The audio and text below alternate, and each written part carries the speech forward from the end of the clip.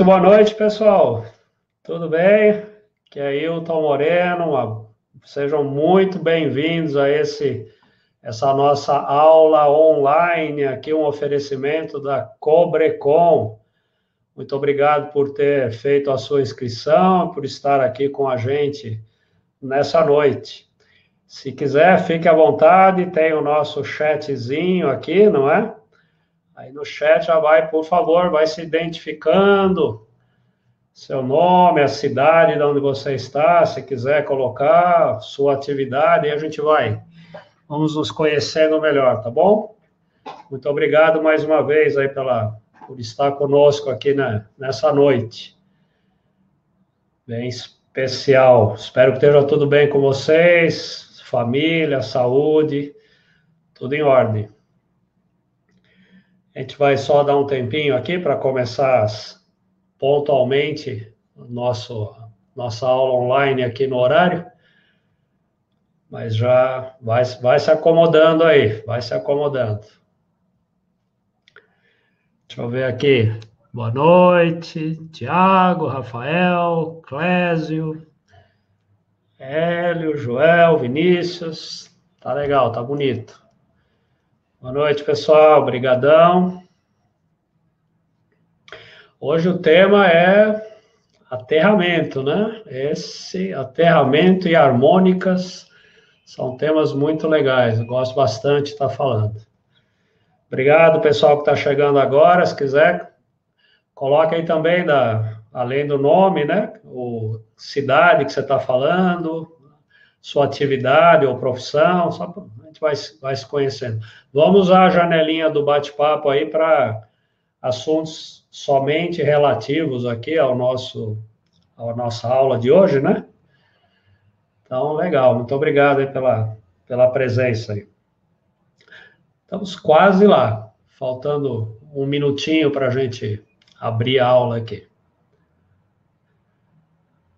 Sempre uma alegria estar com vocês aí. Recentemente tivemos 3 dias, né, de fórum aí, NBR 5410 online, foi muito legal, obrigado. Provavelmente muitos de vocês estiveram lá, e hoje é uma espécie de uma continuação, né? A gente não conseguiu abordar lá todos os temas, aí, numa parceria aqui da Potência com a Cobrecon, a gente vai estendendo os assuntos relativos à NBR 5410. Legal, boa noite, boa noite. Quem temos aqui? Pegando aleatório, porque a janelinha está rolando rápido aqui. Marcelo, João Bosco, Marco César, Cláudia, Cláudia, tá aí, falou que ia ver e chegou. Obrigado, quem mais? Legal, Lucas, Arthur, Renato Aguiar, Vilma Monteiro, boa noite, pessoal, boa noite, boa noite. Muito obrigado pela presença. Bom, 19 horas, um pouquinho mais, né? Vamos começar, para a gente não atrasar e ter bastante tempo aqui para a gente conversar. Como vocês estão vendo na telinha e foi anunciado, né? Essa nossa aula online de hoje é sobre a parte de aterramento e equipotencialização, mas dando uma focalizada no dimensionamento e na escolha dos produtos, dos componentes que fazem parte do sistema de aterramento. Lembrando que essa é uma apresentação, né, nossa em parceria com a Cobrecon, quem eu tenho a honra de ser consultor já faz bastante tempo. A gente tem feito muita coisa juntos e é uma alegria aqui estar passando um conteúdo bem neutro sobre a NBR 5410 através desse apoio aí que a gente tem recebido nesses tempos todos da Cobrecon, tá bom? Então, o que eu vou falar aqui? A gente tem todos os componentes do aterramento e ali a gente tem que fazer, e aí que potencialização, e a gente tem que fazer a escolha desses componentes, né? Qual é o material, qual é a seção, enfim, como dimensionar essas coisas todas. É disso que eu vou falar aqui. Eu estou dimensionado para falar uns 40 minutos, 45 talvez. A ideia é deixar bastante tempo aqui para a gente estar respondendo as perguntas, tá bom? Depois, no meio aqui, a gente vai indicar ali uma abertura de um link para você poder fazer o download de um livro da Cobrecon gratuito e também você fazer o download dos slides que eu vou estar utilizando aqui nessa apresentação, tá bom? Então, vamos começar? Vamos embora? Preparados? Então, vamos nessa. Então, esse é o assunto. Então, eu queria começar aqui com vocês mostrando, né, os principais componentes de um sistema de aterramento de uma instalação elétrica. E aqui a gente pode observar, essa figura, inclusive, está no livro da Cobrecon, né, que a gente escreveu e vai estar disponível.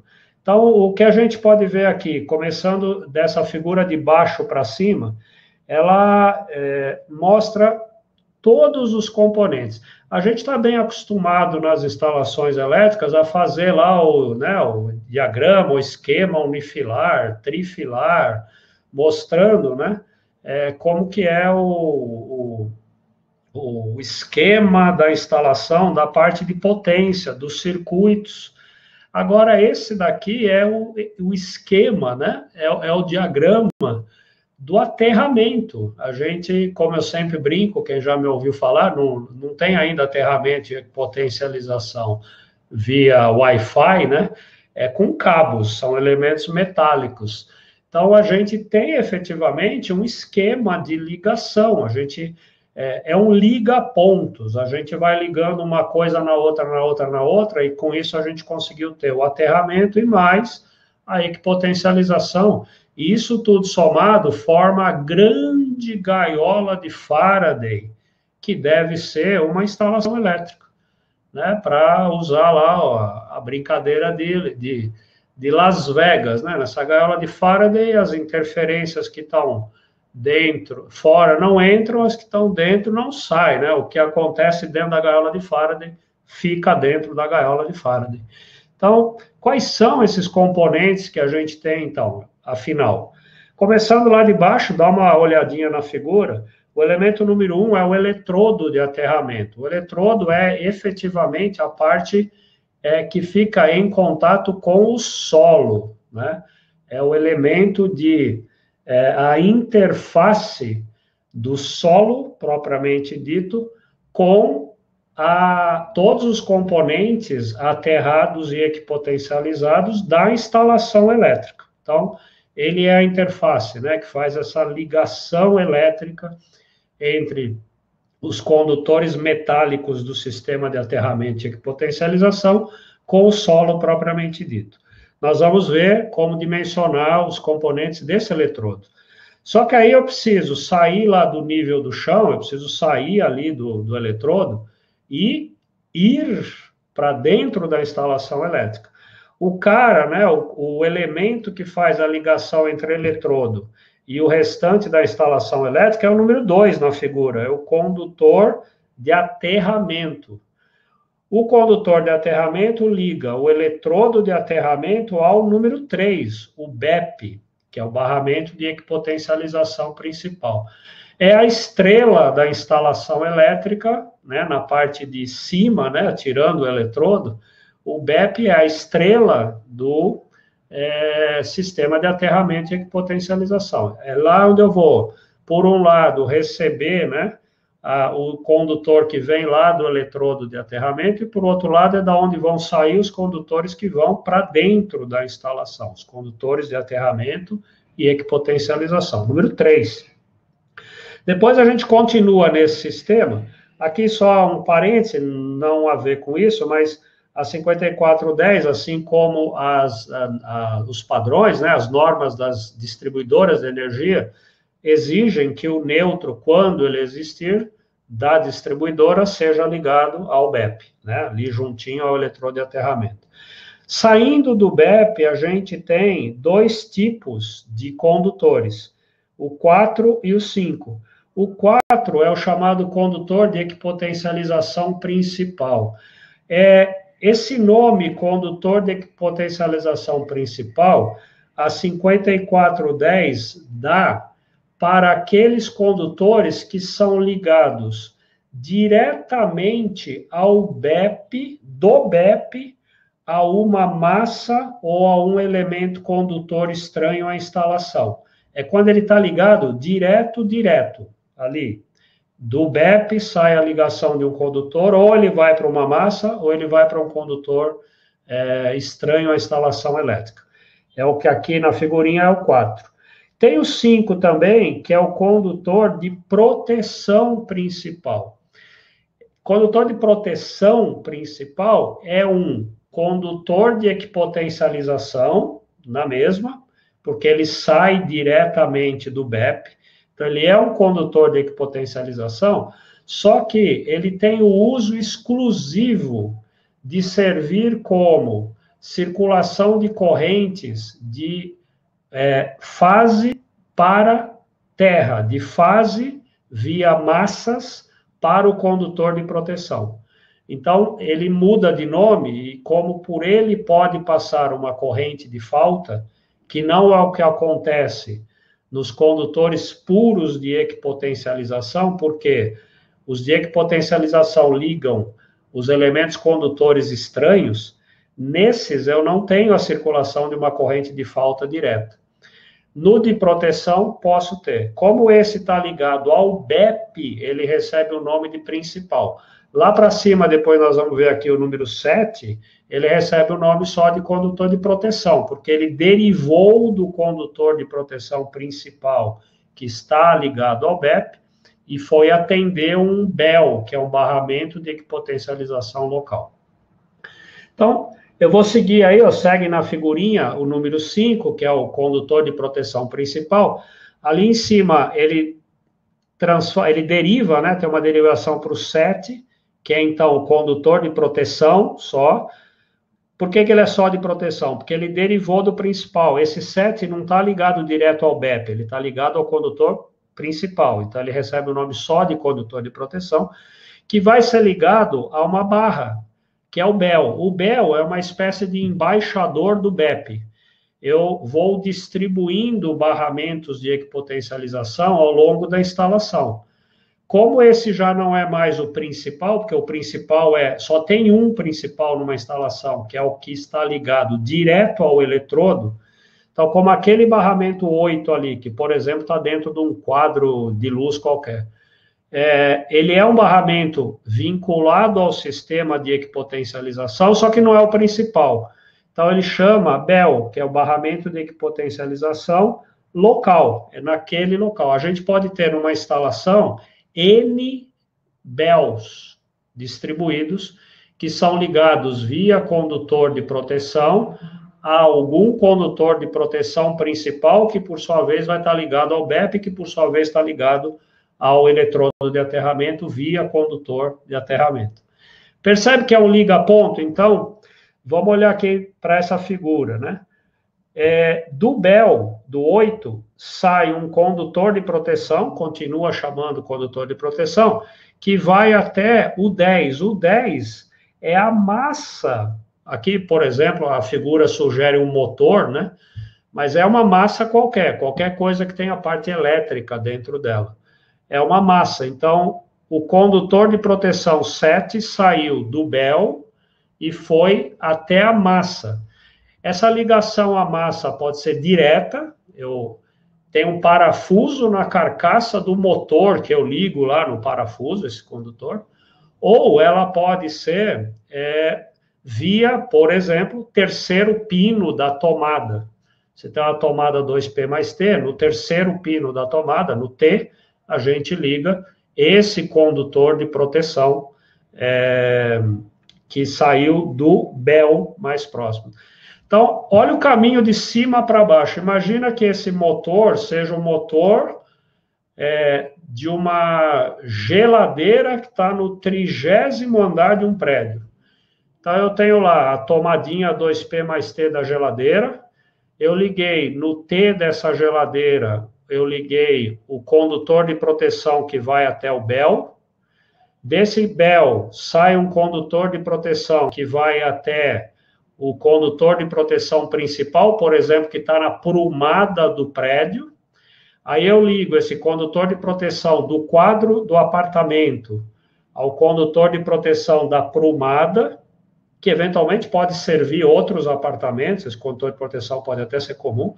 Aí esse condutor de proteção principal da prumada chega no BEP, lá embaixo do prédio, que via condutor de proteção está ligado ao eletrodo de aterramento, que por sua vez está em contato com o solo.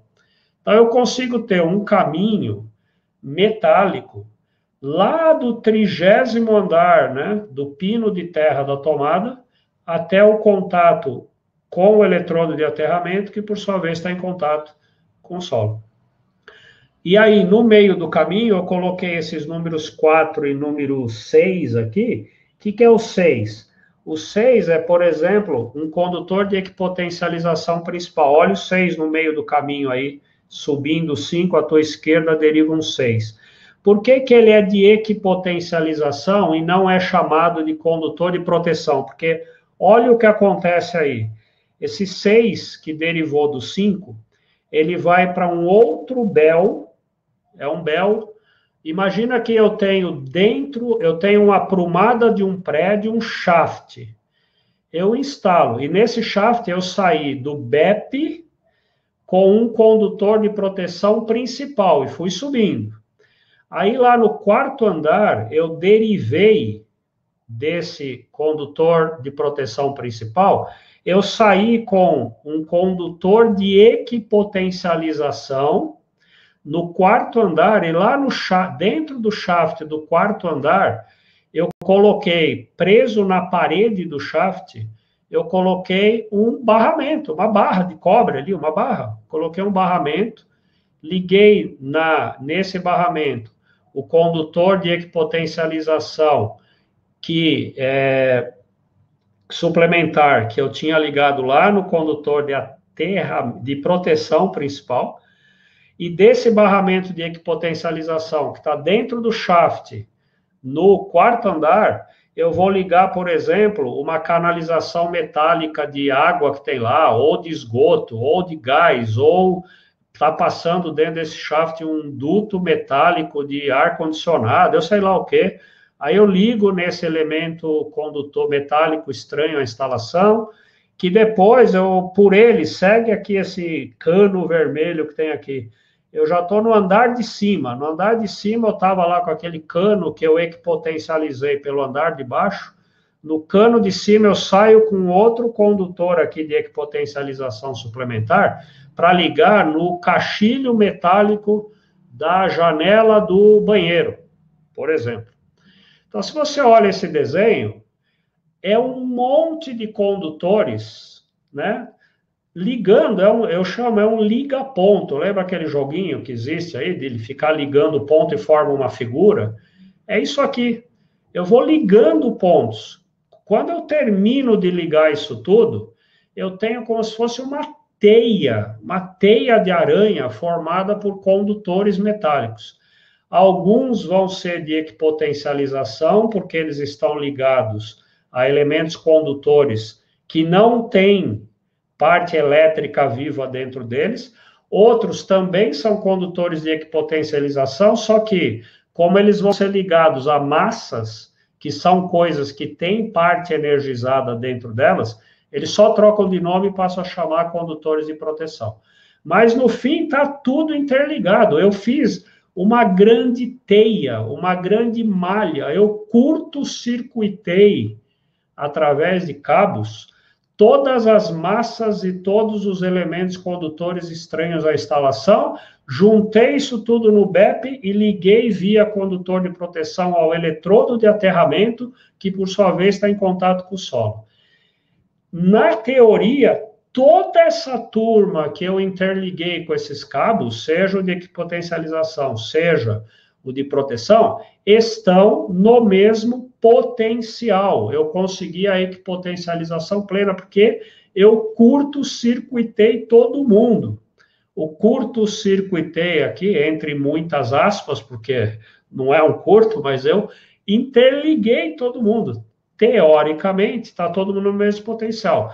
Eu falo teoricamente porque, na prática, havendo a circulação de correntes por esses condutores, vão haver quedas de tensão, que vão sendo zeradas no BEP ou no BEL, mas num pedacinho tem lá uma tensãozinha. Mas como está equipotencializado, eu consigo ter tensões muito baixas distribuídas pela instalação, o quê? Minimiza risco de choque, facilita, facilita a parte de descargas, né, dos dispositivos de proteção contra surto e assim por diante. Então, entendida essa grande teia que a gente tem que fazer, essa teia de condutores que formam toda a equipotencialização e todo o sistema de condutores de proteção, nós vamos começar a ver agora, um por um, como é que eu dimensiono. A 5410 dá a regrinha para cada uma dessas coisas, cada um desses componentes desse grande sistema de aterramento e equipotencialização. Legal? Tá bom até aqui? Estamos acompanhando? Joia? Então, vamos embora. Vamos ver agora. Eu vou começar de baixo para cima. Então, eu vou ter aqui o eletrodo de aterramento. O que a 5410 fala sobre o dimensionamento desse eletrodo de aterramento? Então, vamos embora. No 6411 da 5410, ela tem lá, ela fala sobre como fazer a instalação desse eletrodo de aterramento.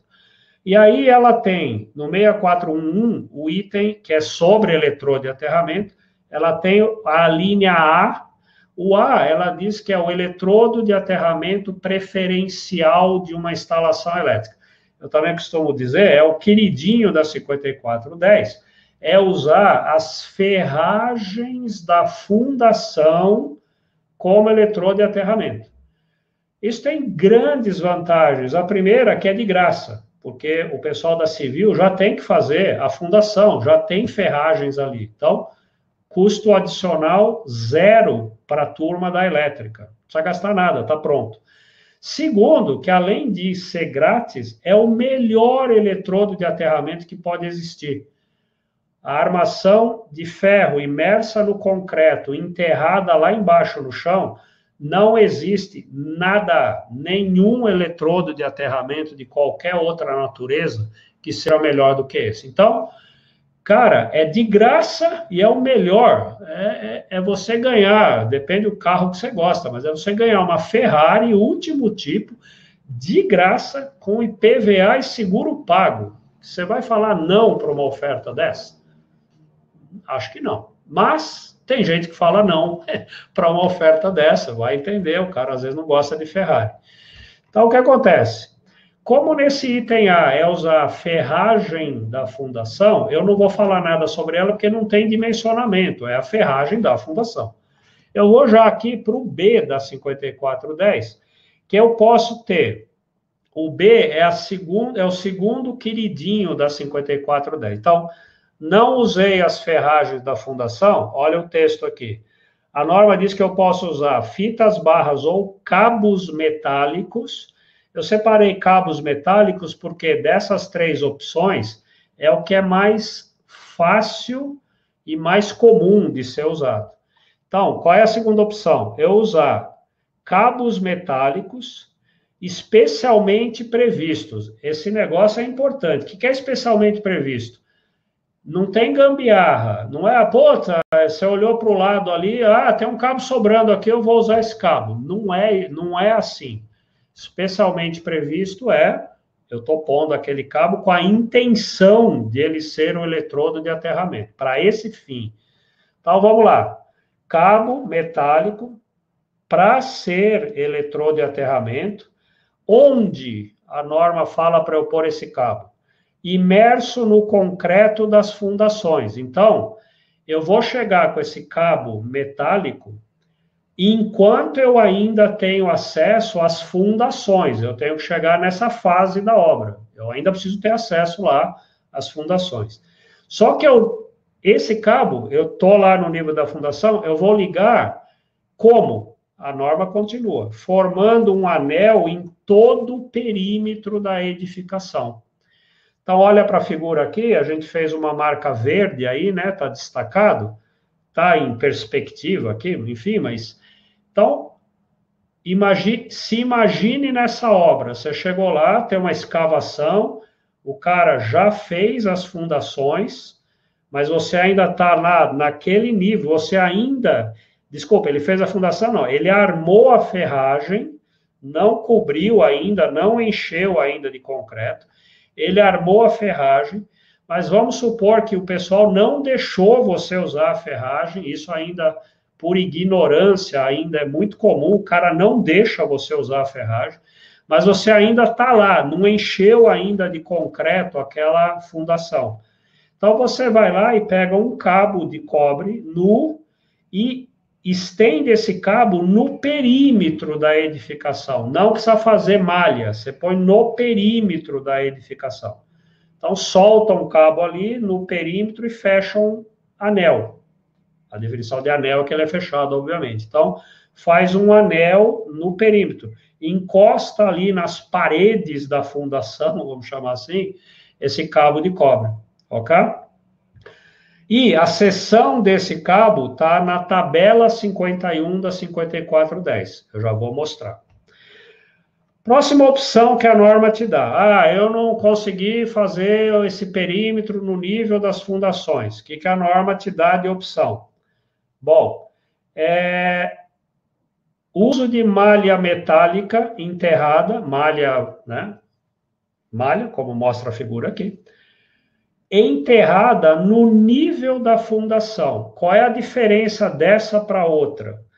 Na anterior do anel, eu consegui chegar antes do cara concretar a fundação. Então, eu instalo ali e depois o cara concreta. Aqui eu já cheguei depois que está concretado. Eu não consigo mais colocar esse eletrodo de aterramento em contato com a ferragem, porque já concretou. Então, por cima da fundação, é o mais fundo possível, mas já não dá mais para ser dentro da fundação, eu vou colocar uma malha, conforme mostra o desenho. E depois eu cubro essa malha com acabamento lá de concreto para subir o prédio. Então, cobrindo toda a área, complementada aqui na norma diz, quando necessário, por hastes verticais ou cabos dispostos radialmente. Essa complementado por hastes verticais seria colocar hastes de aterramento ligadas a essa malha em alguns pontos.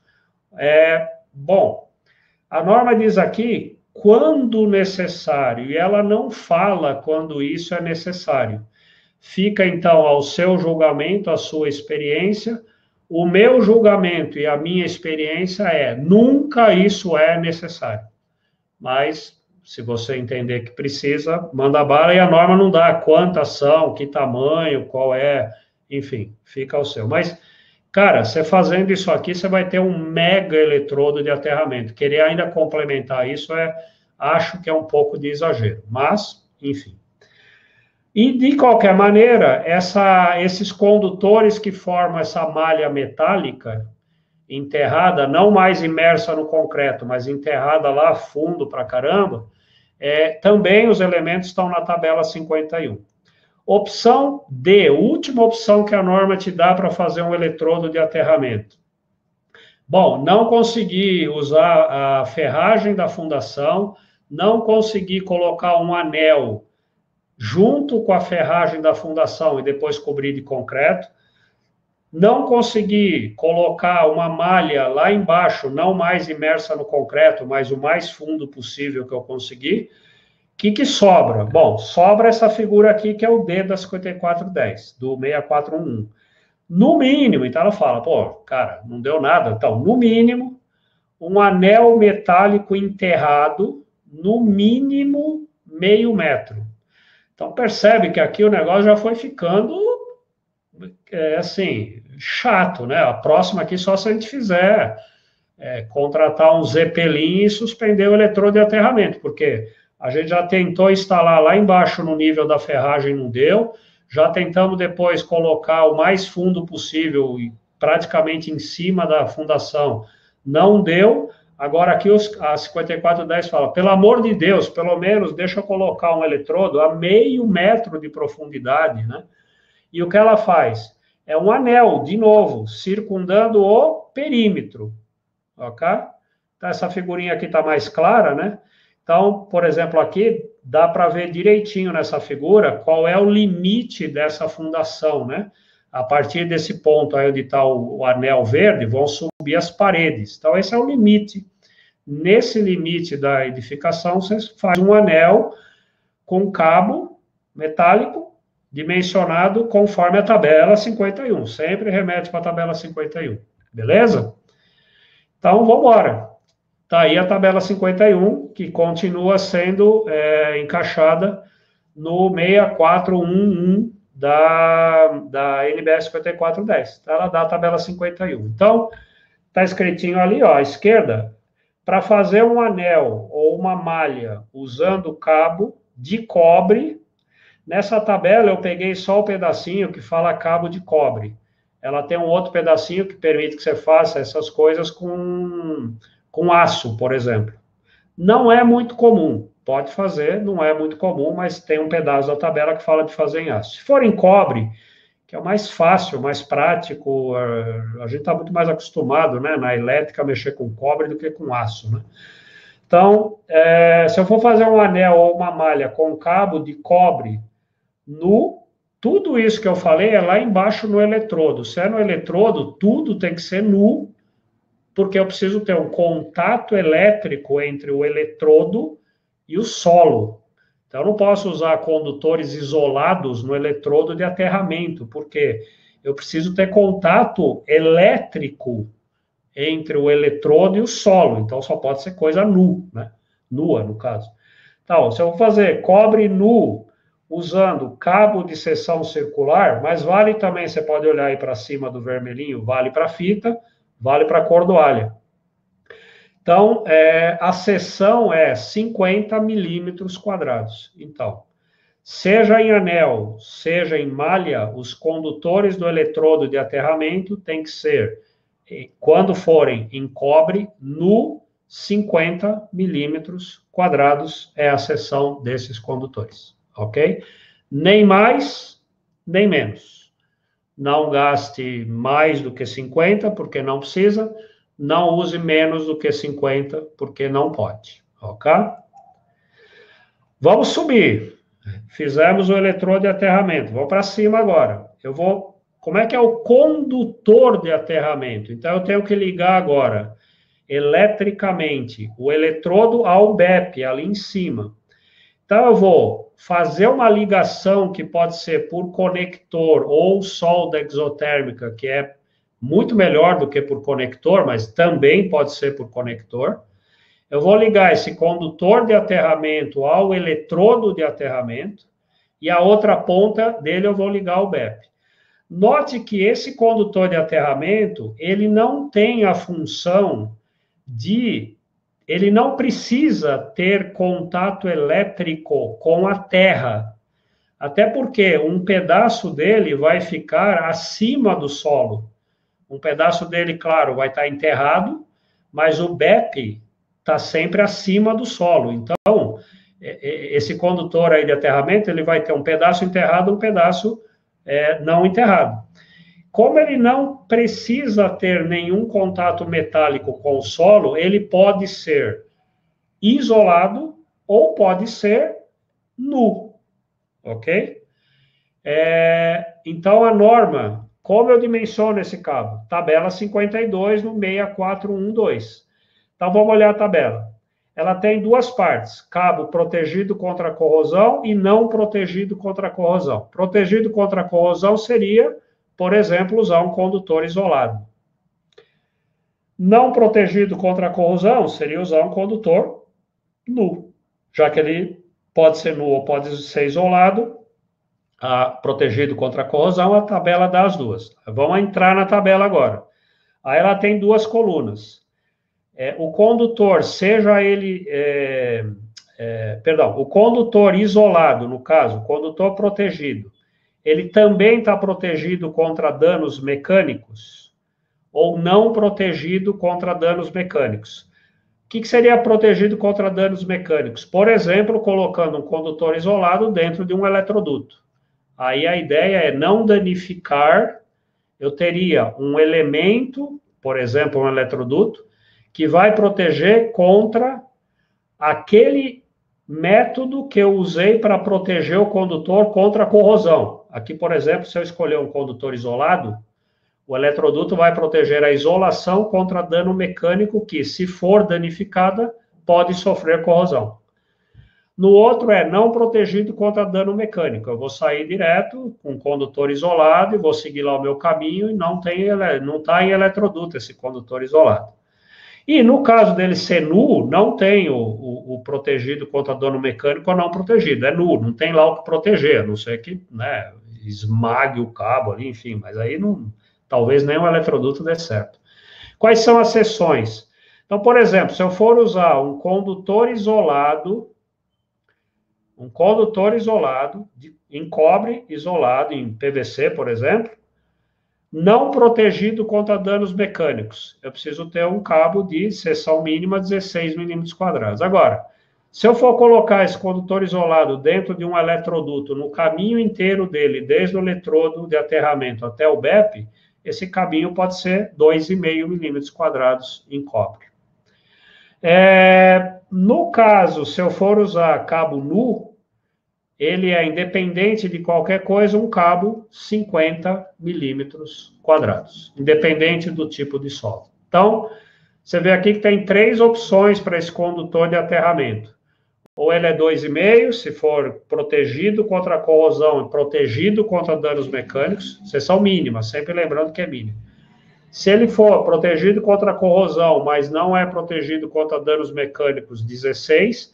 Se ele for nu, independentemente de qualquer coisa, ele é um cabo 50 milímetros quadrados. Beleza até aqui? Segue o jogo. Eu vou agora para o 4, que é o condutor de equipotencialização principal. É o cara que sai do BEP e vai ligar condutores, né? Vai ligar elementos condutores estranhos à instalação. Ele é o condutor de equipotencialização. A regrinha da norma aqui é um pouquinho agora mais... tem mais detalhezinho, nas aplicações é simples. Então, se eu estou dimensionando o condutor de equipotencialização principal, eu tenho que seguir 3 regrinhas conforme está no slide. Primeira regra, a seção desse condutor de equipotencialização tem que ser maior ou igual a metade da seção do condutor de proteção de maior seção que eu tenha em toda a instalação. Eu já vou dar um exemplo aqui. Regra 2. A seção desse condutor de equipotencialização principal tem que ser no mínimo 6 milímetros quadrados. Isso sempre em cobre, tá? E a regra número 3, a seção máxima do condutor de equipotencialização principal é 25 milímetros quadrados. Então, para eu escolher a seção final do condutor de equipotencialização principal, são 3 regrinhas. Eu escolho aquela que for aquela. Eu vou te dar um exemplo agora aqui. Pega aqui uma instalação em que o maior condutor de proteção presente nessa instalação, eu vou abrir aspas aqui, contra proteção é o fio terra, né? Então, o maior fio terra que eu tiver dentro da instalação deu 70 milímetros quadrados. Então, eu vou aplicar a regra número 1 para o condutor de equipotencialização principal, ok? Regra número 1, se o maior condutor é 70, esse condutor é metade da seção, 35. Por outro lado, regra número 2, ele pode ser no mínimo 6. Por outro lado, regra número 3, ele é no máximo 25. Logo, ele podia ser no mínimo 6, no máximo 25, e por metade da seção é 35. Então, eu posso escolher qualquer coisa entre 6 e 25. Por quê?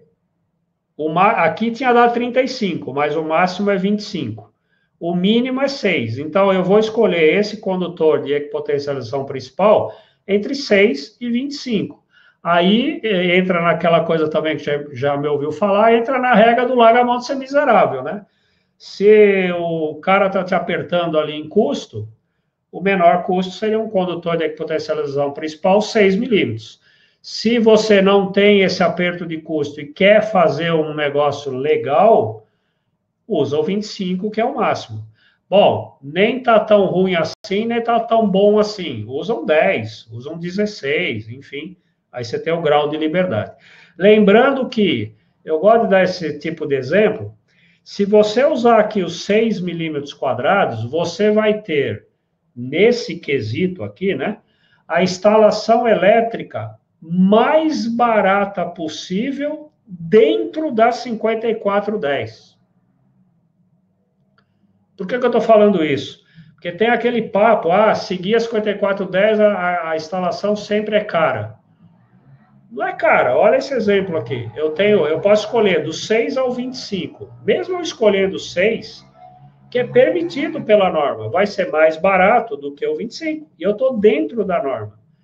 Agora o cara fala, eu não quero usar o 6, que é o mínimo da norma, eu vou usar o 4. Se você usar o 4, não pode comparar com o 6, porque é só o 6 que é permitido. O 4 está fora do jogo, é ilegal. Então, você comparar custo de um CD pirata, acho que nem vende mais, você comparar o custo de um CD pirata com um CD original, não vale. É claro que o CD pirata é mais barato, mas não vale, é ilegal, ok? Então, segue o jogo aqui. Então, ó, viu o eletrodo, vimos o condutor de aterramento, vimos esse condutor de equipotencialização. Segue o jogo. Nós vamos ver agora esse daqui, ó. A gente tem esse que a gente acabou de ver, o condutor de equipotencialização principal, é o lá embaixo, é onde eu ligo direto esse condutor ao BEP. Mas tem aqueles lá de cima, onde eu não ligo direto ao BEP, eu vou ligar um outro condutor que, por sua vez, vai estar ligado ao BEP. São os condutores de equipotencialização suplementares.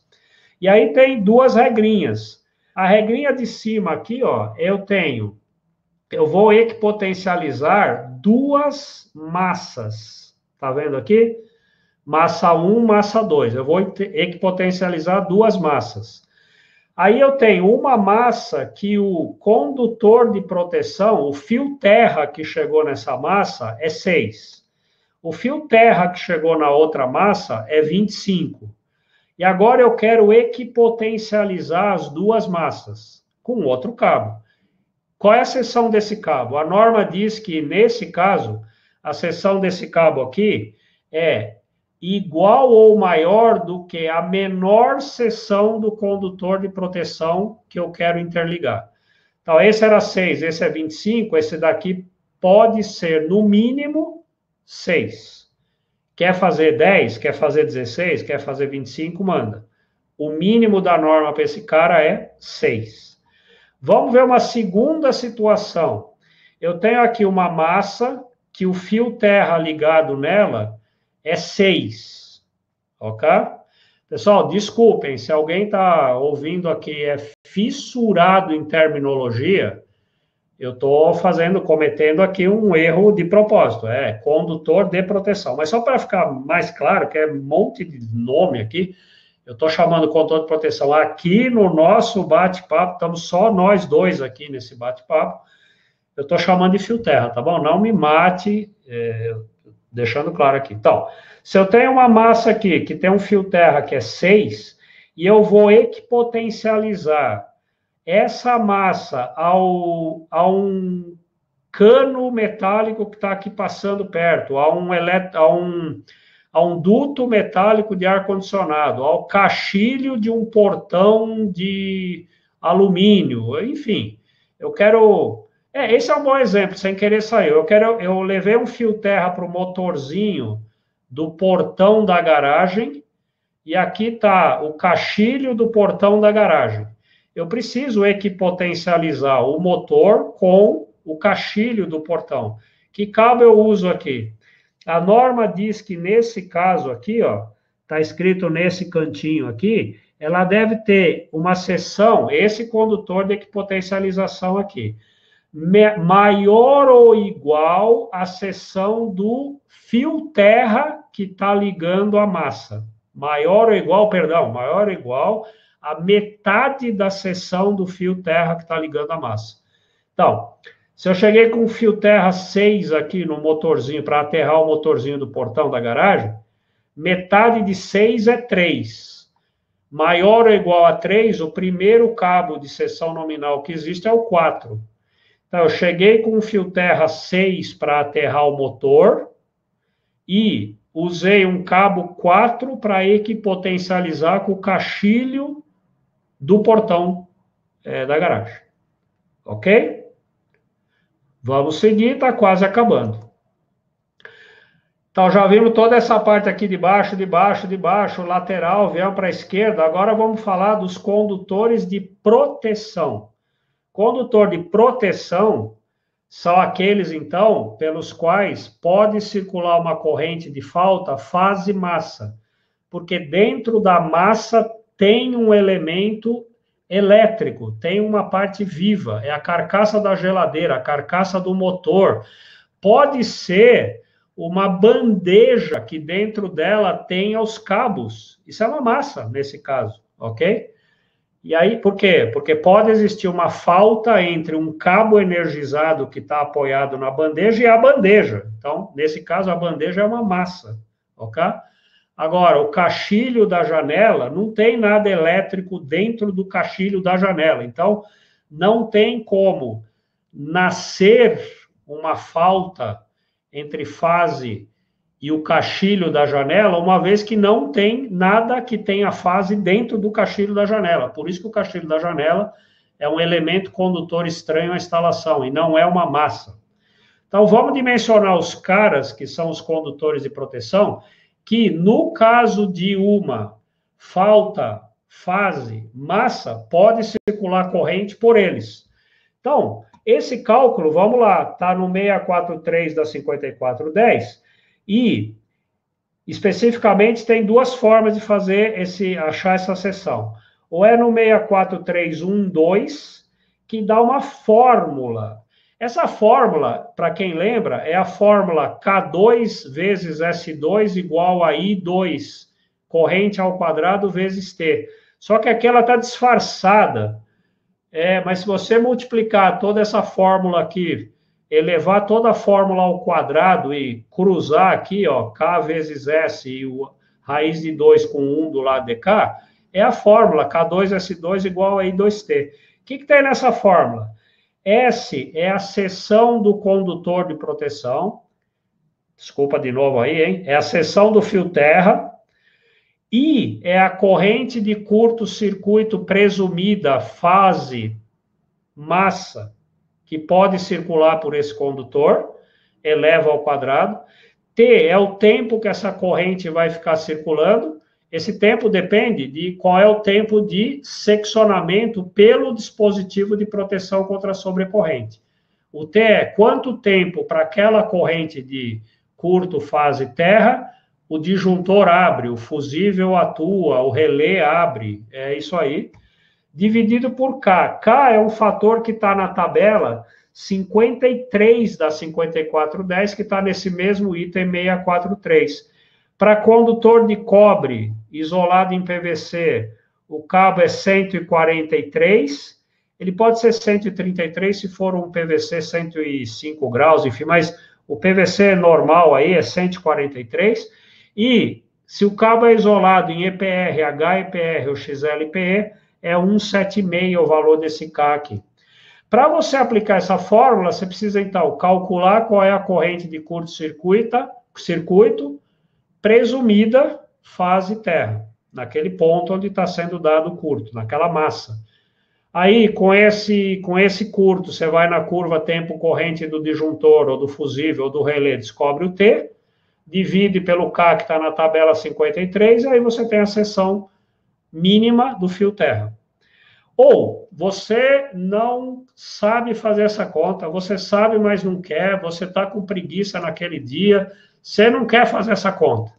A tabela 58, que eu chamo a tabela de quem é preguiçoso, brincadeira, ela já dá direto a seção do condutor de proteção mínima, sem fazer conta, que é em função, como você está vendo aqui na tabela, da seção do condutor de fase, que alimenta aquela massa. Então, vamos supor que eu estou alimentando um motor cujo condutor de fase é 70 milímetros quadrados. Vem na tabela aqui, terceira linha. 70 é maior que 35. A norma diz, então, que a seção do fio terra para aterrar a carcaça desse motor que tem seção de fase 70 é metade de 70, que é 35 milímetros quadrados. Até 16 milímetros quadrados de condutor de fase, inclusive, é a mesma seção do fase. Entre 16, quer dizer, até 16, inclusive. O 25 e o 35 milímetros, a seção é fixa do fio terra, do condutor de proteção, que é 16. Para cima disso, metade do condutor de fase. Beleza? Como que a gente trabalha essa tabela ou essa fórmula? É simples, é muito simples.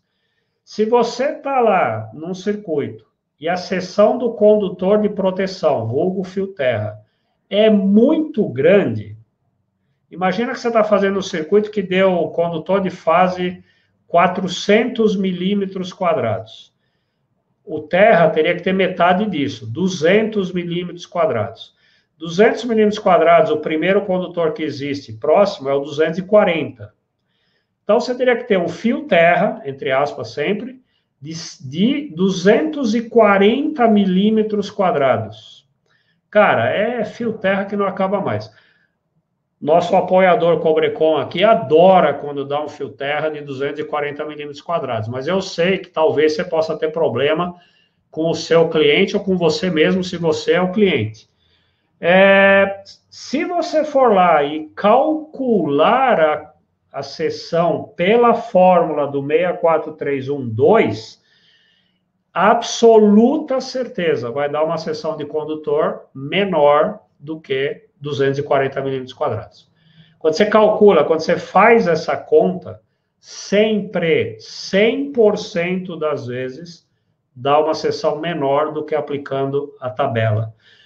Principalmente nesses casos onde a seção do fase é maior do que 35. Então, fica ligado nessa dica, apesar de ser bom para a Cobrecon, que você comprasse um cabo 240 para fazer o terra, a Cobrecon, ao contrário, ela quer que você faça a melhor instalação dentro do custo, seguindo a norma. Então, se tiver que dar um cabo menor, a Cobrecon vai ficar satisfeita do mesmo jeito. Tá bom?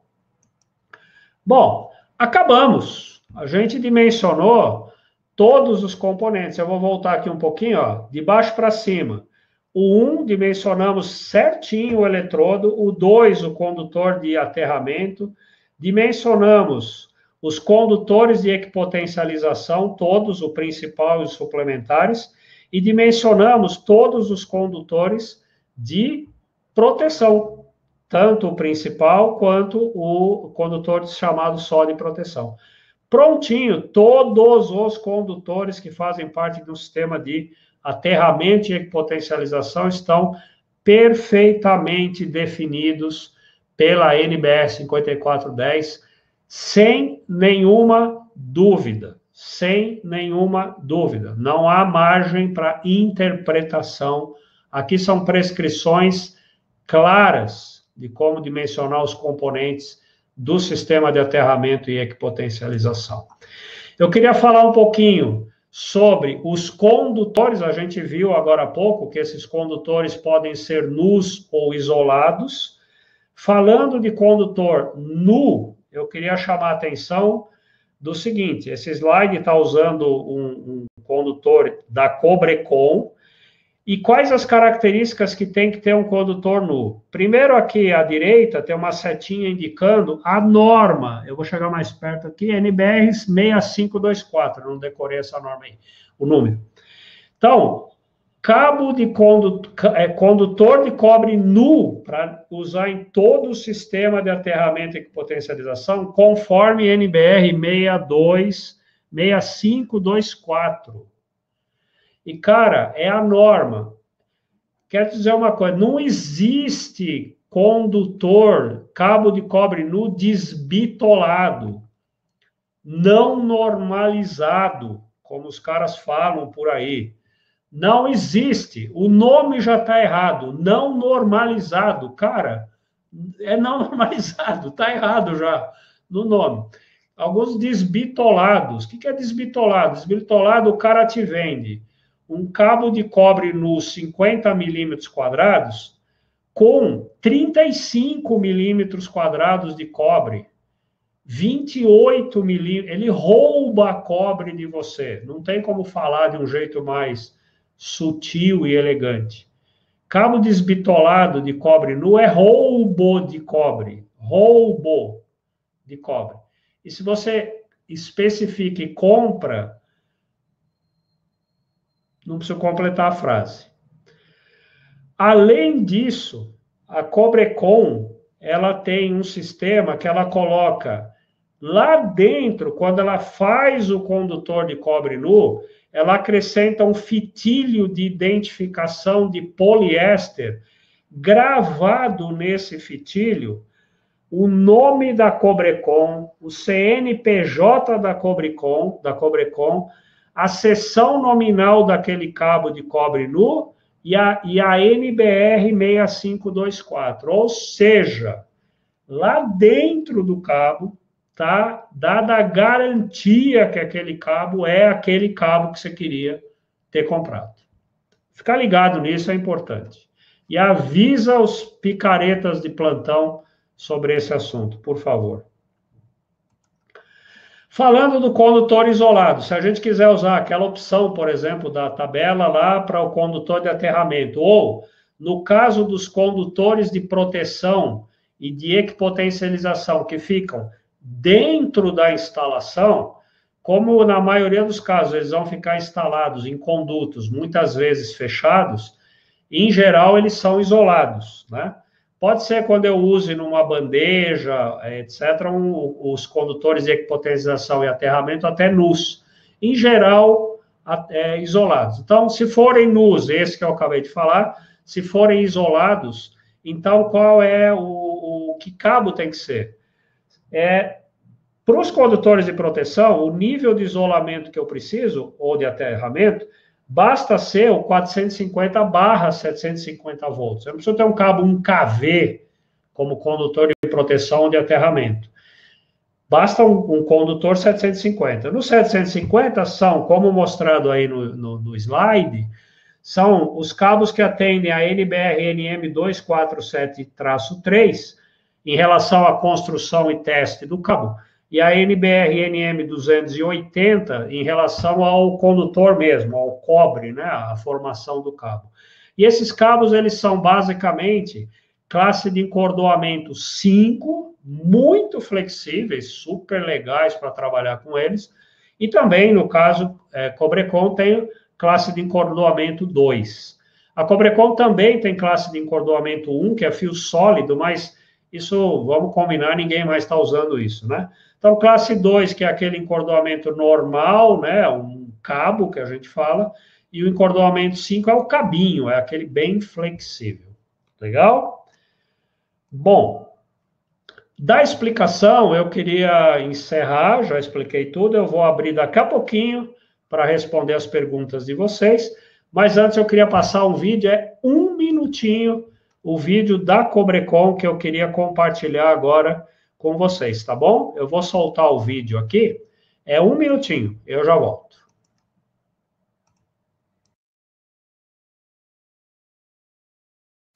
A Cobrecon é uma das principais empresas brasileiras no segmento de fios e cabos elétricos, com 2 plantas fabris com mais de 35 mil metros quadrados de área.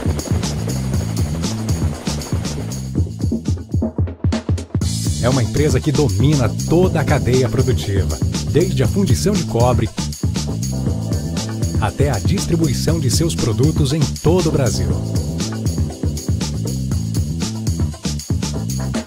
A combinação de pureza da matéria-prima, capacidade produtiva, equipamentos de alta tecnologia, equipamentos e profissionais especializados fazem a diferença na qualidade de seus produtos. Uma empresa parceira para todo profissional da área elétrica que oferece os melhores produtos com as melhores condições. Cobrecon. Qualidade, segurança e tecnologia em sua instalação.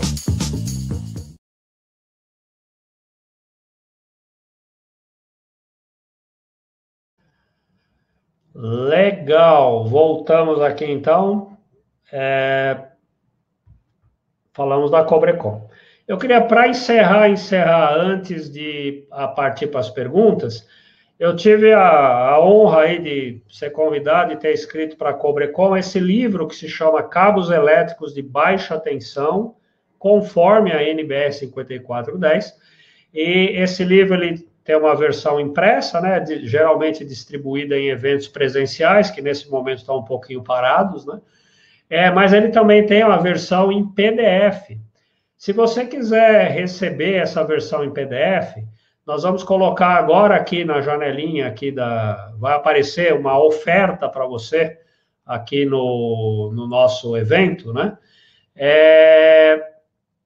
Para você entrar, se cadastrar no nosso canal da Potência no Telegram, e através desse canal nós vamos disponibilizar para você o link para baixar gratuitamente o PDF desse livro.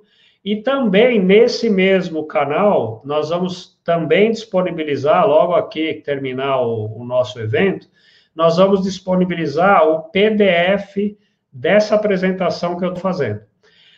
Uma dúvida que algumas pessoas ainda têm: por que um canal no Telegram? E a pergunta sempre vem acompanhada: por que não o WhatsApp, que é o que a maioria das pessoas usa? Então, é assim, primeiro, por que não o WhatsApp? Porque no WhatsApp os grupos têm um limite de tamanho, 200, 250 pessoas, uma delas, se eu não estou enganado, enfim. E esses grupos que a gente precisa ter, que são originados aqui dos eventos e tudo mais que a gente faz, tem sempre muito mais gente do que isso. Então, não cabe, para o que a gente precisa fazer, não cabe formar um grupo no WhatsApp, não é a ferramenta correta. Das ferramentas de mídia social, a mais adequada para esse tipo de relacionamento é efetivamente o Telegram, porque além dele ter número ilimitado de participantes, ele tem lá ferramentas e algoritmos que permitem que a gente entregue para você conteúdos nos mais diversos formatos, etc, etc, etc, etc, etc. Acaba sendo quase como se fosse um site que a gente tem, só que no formato do Telegram, onde a gente pode ir colocando lá e tem uma série de benefícios, tanto para o nosso caso, quem coloca as coisas ali, como para você, que é quem recebe as coisas ali. Então, o Telegram vem sendo muito e cada vez mais utilizado como essa ferramenta de relacionamento via aplicativos, né? Independentemente das outras que a gente também tem. Então, está disponibilizado aí na janelinha de oferta para você, né? Você, então, clicar aí e entrar lá no nosso grupo do Telegram. Se você ainda não tem a conta, ao clicar aí, você abre a conta no Telegram, etc. É muito simples, fácil, tranquilo, seguro. E aí você acaba entrando no nosso grupo, onde vai estar, então, o link para o dimensionamento, para baixar gratuitamente esse livro da Cobrecon, e também vai ter ali a possibilidade de você baixar o PDF dessa nossa apresentação de hoje. Beleza? Eu vou, então, aqui começar a responder as perguntas, e minha ideia aqui é tomar só mais uns 10 minutinhos de vocês para responder esses questionamentos. O que eu não conseguir responder, o que faltar, a gente vai ali através do Telegram ou em próximos eventos, aulas que a gente venha fazer por aqui, a gente vai incluindo isso no cardápio. Sempre assim, a ideia é sempre estar respondendo a todos esses questionamentos que a gente recebe, tá bom? Então, eu vou começar lá de baixo para cima, né? E respondendo aqui as coisas que foram assinaladas como questionamento aqui para mim, combinado? Então, começando de imediato, eu só preciso entender aqui como é que eu vou, como é que eu vou, tá, elas vão, que isso roda bastante rápido aqui, deixa eu pegar a pergunta aqui.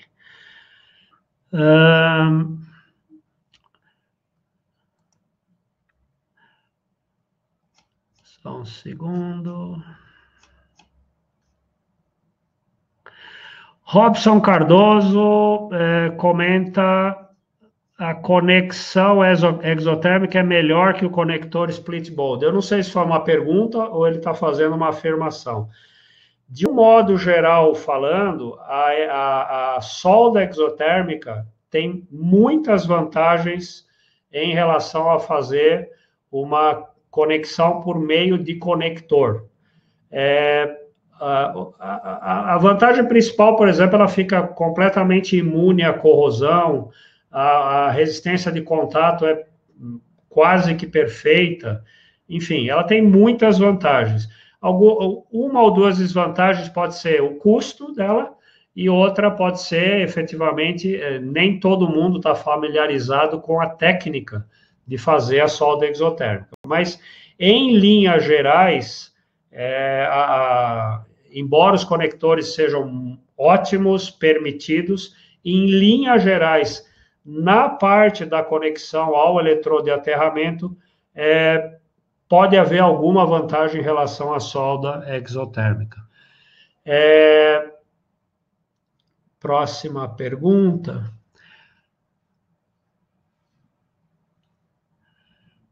Vamos lá.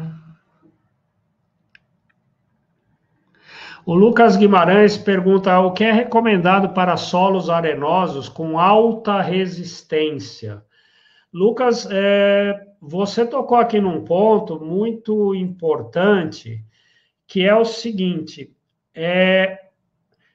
dependendo do esquema de aterramento que você tem na tua instalação, conforme a 5410, e já indo para o final, se o esquema de aterramento que você escolheu é o TN, que é o que a maioria absoluta das instalações elétricas no Brasil utiliza, não existe em nenhum item da 5410 um valor mínimo para a resistência de aterramento.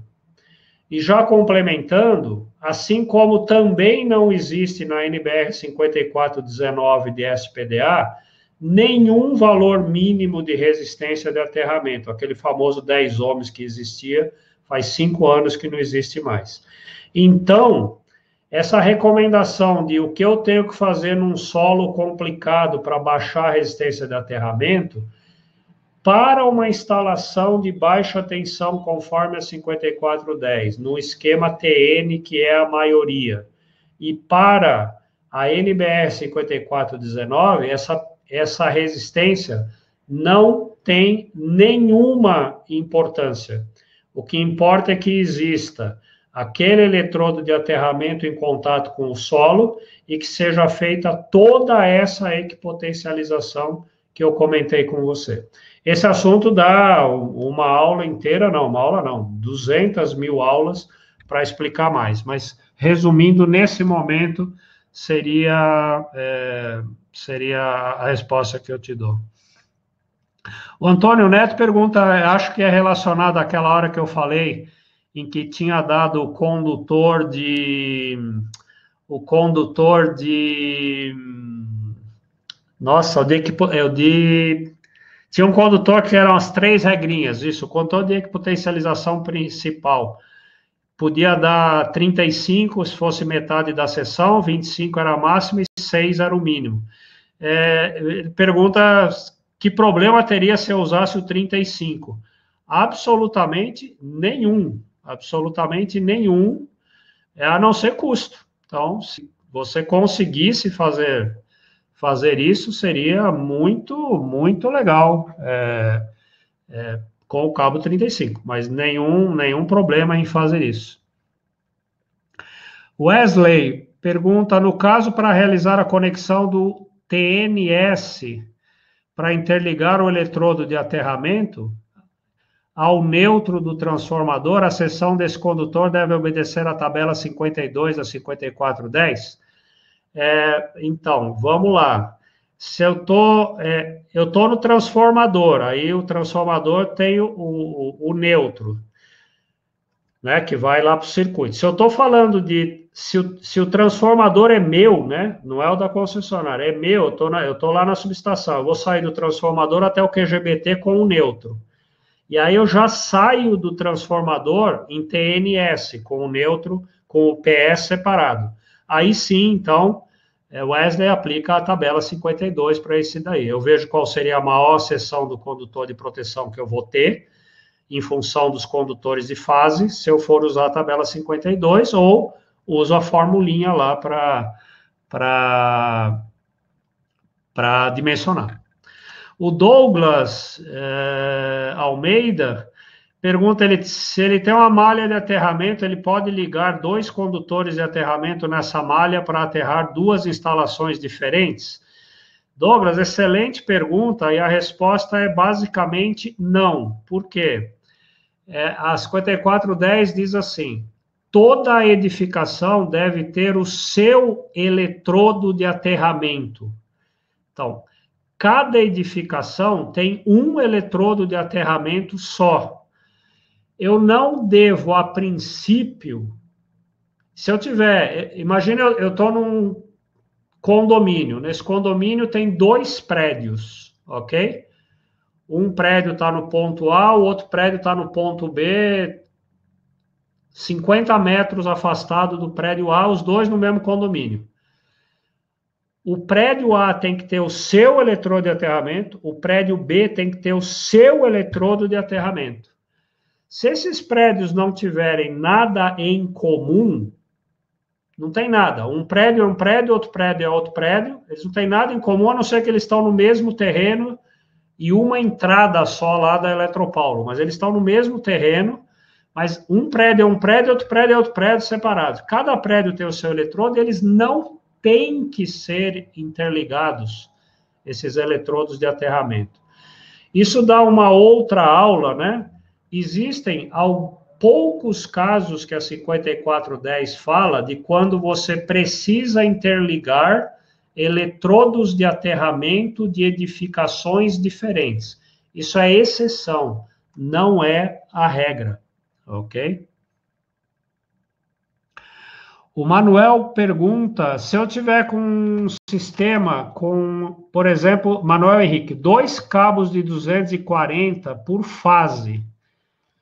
Essa pergunta eu escolhi aqui, eu estou vendo aqui várias, né, mas é isso aí. Então, assim, ele pergunta se pode usar aquela tabela 52 da norma. Manuel, pode sim. E qual é o lance aqui? Se você tem 240 por fase, como você usaria aquela tabela? Metade de 240 por fase é 240. Então, nesse caso, o condutor de proteção seria 240. Esse é um daqueles casos que, nessa situação, eu recomendo bastante que você use a fórmula. Que mesmo para 240 por fase, se você aplicar a fórmula, é muito provável que dê um condutor de proteção de seção menor. Eu respondi isso, uma do Igor Capello, né? Mesma coisa, nesse caso ele teria 3 vezes 240 por fase. 3 vezes 240 por fase, metade disso é 1,5 240, né? Para o condutor de proteção. 1,5 vezes 240 é a conta direta, dá 360 milímetros quadrados de cobre. Você poderia usar, por exemplo, um cabo 400 milímetros quadrados para a terra, ou 2 cabos 185 em paralelo para o terra. É estranho, né? Tá certo, mas é estranho. É outro caso que você, calculando pela fórmula, com certeza vai ter um resultado mais interessante. Ricardo Oliveira. Ricardo, você pergunta se é necessário equipotencializar postes de iluminação externa, caixilhos metálicos, corrimão em área externa e interna, portões externos e externos, se sim, onde é indicado na norma. Então, Ricardo, é indicado nesses itens que eu te falei. Pega ali o item da 5410 que fala de equipotencialização. Ali é o 6411, se eu não estou enganado, para não perder tempo e voltar nos slides aqui. Naquele item, ela diz quais são todos os elementos obrigatórios de serem equipotencializados numa instalação elétrica. que incluem todos esses que você colocou na listinha aqui. Então, por exemplo, a forma de eu equipotencializar, nesse caso aí, né, a luminária metálica externa, a luminária está lá fora, mas o quadro que alimenta a luminária está aqui dentro. Essa equipotencialização, nesse caso, é via condutor de proteção dessa luminária lá de fora. Você tem que levar um fio terra, né, do quadro até essa luminária lá fora. Se você está no esquema TNS, né, TN, né, você tem que levar um fio terra lá para aquela luminária. Esse fio terra da luminária já é a equipotencialização, porque ele vai estar ligado aqui dentro ao BEP ou ao BEL. Então, você já está fazendo a equipotencialização. Eu vou responder 2 perguntinhas mais, e, de novo, todo esse bate-papo aqui, esse chat, ele é gravado aqui, a gente tem acesso ao texto dele, e como eu disse, a gente ou responde lá perguntas pelo canal do Telegram, ou a gente faz um outro webinar aqui especial só para responder as perguntas dessa aula, tá bom?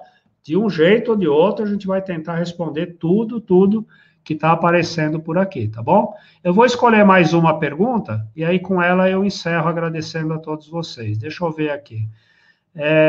Vou pegar uma do Bruno Oliveira Nascimento. O Bruno fala assim, ó, geralmente em um shaft há muitos cabos alimentadores. Nesse caso, o condutor de proteção deverá ser dimensionado sobre a maior seção do alimentador. Por exemplo, se num shaft tem 20 alimentadores, 35 milímetros quadrados, trifásico mais neutro, e ele quer pôr um condutor de proteção único no shaft. Ele fala, deverá ser de 16 esse condutor, já que cada alimentador, né, cada um dos 20 alimentadores, a seção do fase é 35, logo usando a tabela 52, daria um cabo 16.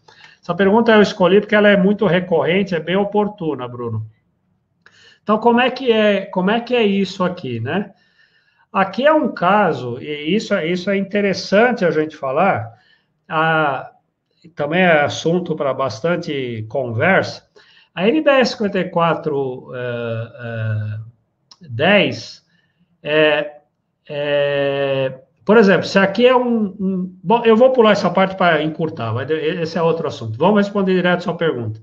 Então, é assim, tem 2 maneiras aqui de analisar esse assunto. Se eu quiser usar a tabela 52 num condutor de proteção único que é compartilhado por vários circuitos. Uma delas é fazer como você propôs. Eu considero a maior seção fase que eu tenho daquele circuito e aplico a tabela. Você disse aqui, por exemplo, que os 20 circuitos todos são de cabo 35, mas vamos supor que tivesse 19 circuitos com cabo 35 e um deles era 50. Um circuito era 50. Então, nesse caso, você pegaria o maior deles, que é o 50, aplica a tabela, daria o 25, faz esse condutor de proteção único como sendo 25. Claro que se forem todos 35, esse único seria 16. Essa é uma forma de fazer. Que eu entendo está completamente conforme a 5410. Uma outra, por que está conforme?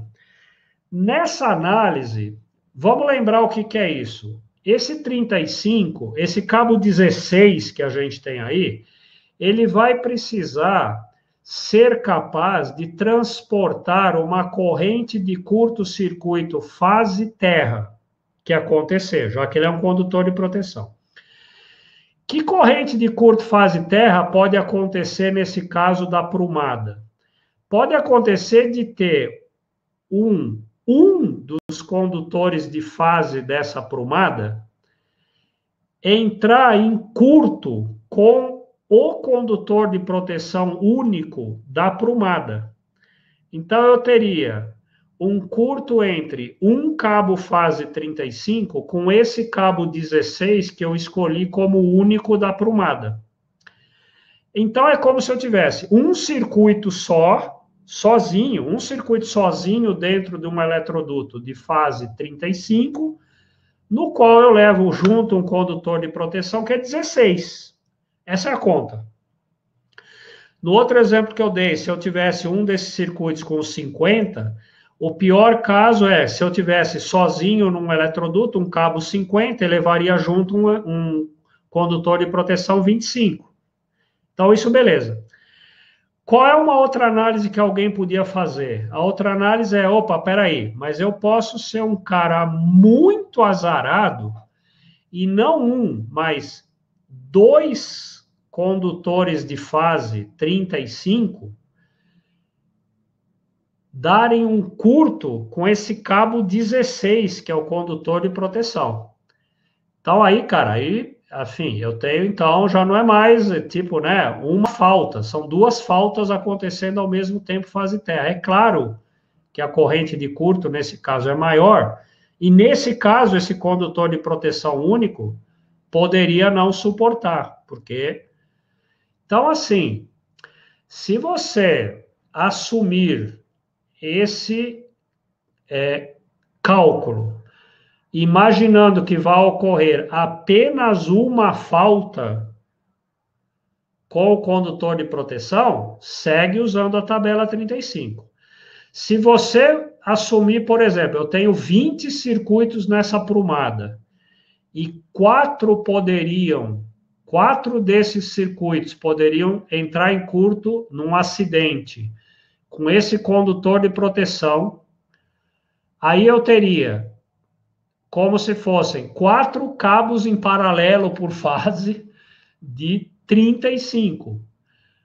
Eu escolheria um condutor de proteção de metade disso, 2 de 35 ou um cabo de 70. Então, nesse exemplo, se eu assumisse que podia ter 4 defeitos fase massa ao mesmo tempo, que seria né, estatisticamente, eu não sei a probabilidade disso. Aí a seção do terra seria 70 e não 16. Mas, de novo, se você raciocinar pelo caso, eu estou prevendo um caso de uma falta fase massa. Aplica a tabela 52, segue o jogo. Outra hipótese é, considera que todo mundo vai entrar em curto fase massa os 20 circuitos, calcula a corrente de projeto e usa aquela fórmula. Aí daria o cabo perfeito e ele não vai ser tão grande assim. Tá bom?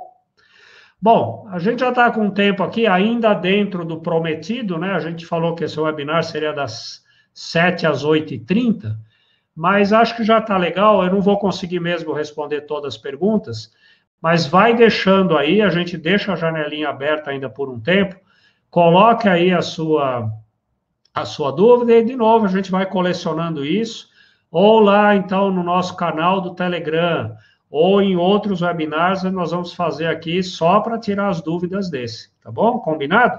Então, muito, muito obrigado em meu nome, em nome da Potência, em nome, sobretudo, da Cobrecon, nossa parceiraça nesses eventos e em tudo que a gente faz aqui na revista. Muito obrigado por ter estado com a gente. Esse webinar, essa aula online vai estar disponível, ela foi gravada e vai ser disponibilizada também, ok? Acompanha lá no nosso canal do Telegram para ter o link ali onde a gente vai disponibilizar. De qualquer maneira, é no nosso canal do YouTube, né? Se você já apertou o sininho lá no canal Portal Potência, você vai receber a notificação quando subir essa apresentação. Perdão, ou no YouTube ou aqui mesmo nessa plataforma, desculpe. A gente indica para você onde vai subir, tá bom? Muito, muito, muito, muito obrigado. E nos encontramos em breve. Já tem programados mais 4 aulas online aqui nesse formato com a Cobrecon. Vamos ter um evento em maio aí chamado Café Elétrico Cobrecon. Então, a gente vai ter bastante atividade, fora as que nós estamos fazendo também aqui pela Potência, tá bom? Então, um grande abraço, muito obrigado. Vamos deixar mais um minutinho aqui a janelinha aberta para você poder, então, deixar aí seus comentários e dúvidas, sugestões de próximos temas que você gostaria de ver com a gente. Um grande abraço, se cuidem, fiquem em paz, até a próxima. Obrigado.